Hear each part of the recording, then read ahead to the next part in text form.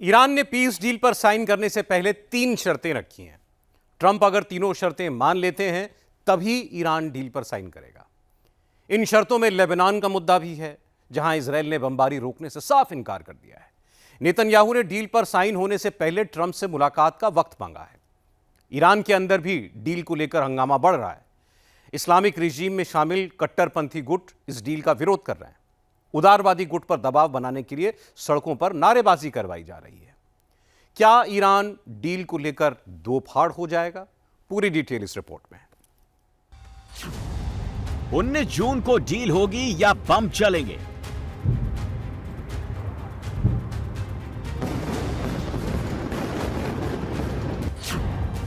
ये ईरान के hard liner तय करेंगे। जिनके इशारे पर पूरे ईरान में डील के खिलाफ सड़क पर संग्राम शुरू हो गया। इस्लामिक रिजीम का झंडा, जो ईरान की सत्ता का झंडा है, अचानक विरोध का झंडा बन गया।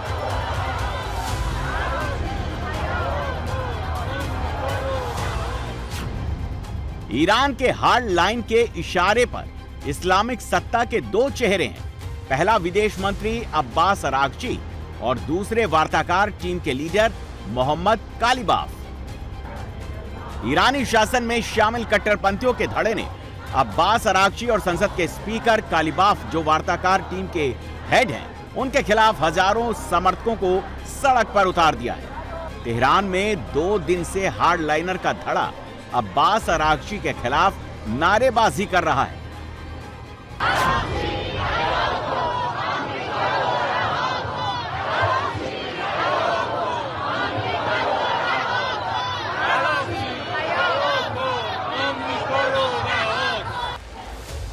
हार्ड लाइनर ने अब्बास अरागची और कालिबाफ पर दबाव बनाने के लिए महिला विंग को तेहरान की सड़कों पर खड़ा कर दिया है। इस्लामिक रिजीम का समर्थन करने वाला बुरका ब्रिगेड लाल और पीले झंडे लेकर ईरान के उदारवादी धड़े के खिलाफ नारेबाजी कर रहा है।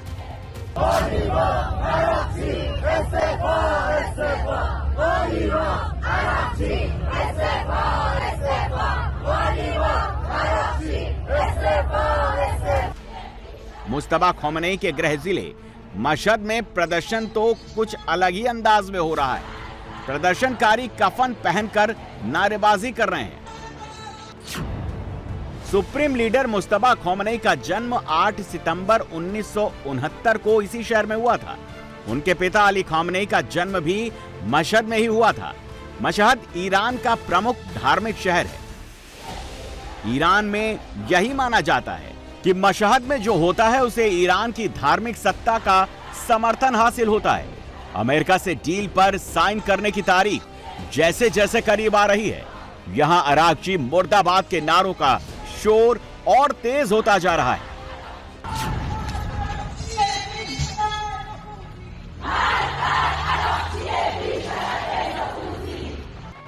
ये ईरान का जंजान शहर है। हार्डलाइनर यहां भी सड़क पर उतर आए हैं। महिलाएं कफन पहनकर आई हैं। राज्यपाल कार्यालय के बाहर नारेबाजी कर रही हैं। तेहरान से मशहद और जंजान तक स्क्रिप्ट वही है। प्रदर्शन में शामिल चेहरे अलग हैं। निशाने पर विदेश मंत्री अब्बास अरागची हैं।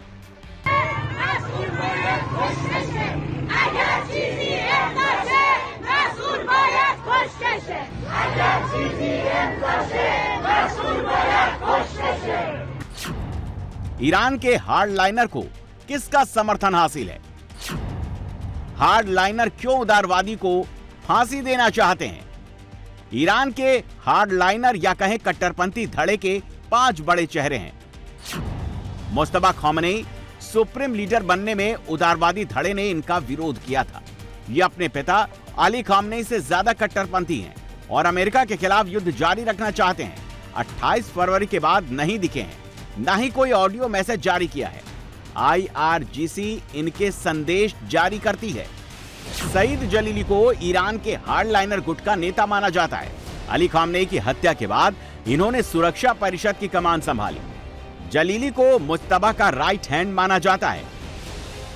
तेल अवीव पर क्लस्टर बमों और हाइपरसोनिक मिसाइलों से हमला जलीली के दिमाग की उपज थी।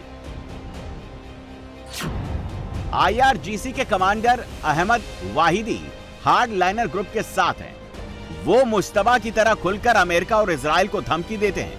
अहमद वाहिदी हॉर्मुज खोलने के सख्त खिलाफ बताए जाते हैं। ईरान की बासिज फोर्स के कमांडर गुलाम रेजा सुलेमानी भी कट्टरपंथी धड़े के नेता है।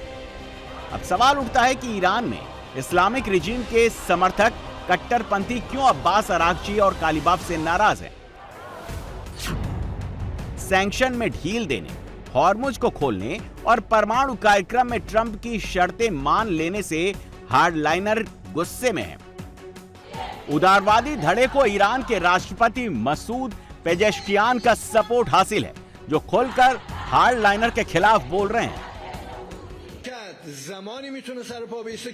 देश तभी अपने पैरों पर मजबूती से खड़ा हो सकता है जब हर नागरिक अपनी जिम्मेदारी निभाएगा। ऐसा नहीं है कि कुछ लोग दबाव बनाकर आगे आएं और संसद के सामने खड़े होकर कहें कि जो कोई बातचीत या समझौता करता है वो देशद्रोही है, मातृभूमि को बेचने वाला है, वगैरह वगैरह। ये शर्मनाक है। इंसाफ और निष्पक्षता भी अच्छी चीज है, शालीनता और सभ्यता भी उतनी ही अहम है। ईरान की तीनों फौजें भी हार्डलाइनर के साथ खड़ी हैं। इनमें IRGC, कुद्स फोर्स और बासिज फोर्स शामिल है। डील फाइनल होने की खबर आते ही उनके बयानों में आक्रामकता और बढ़ गई है। IRGC की उंगलियां ट्रिगर पर हैं और वो दुश्मन के दिल में गोली मारने को तैयार है।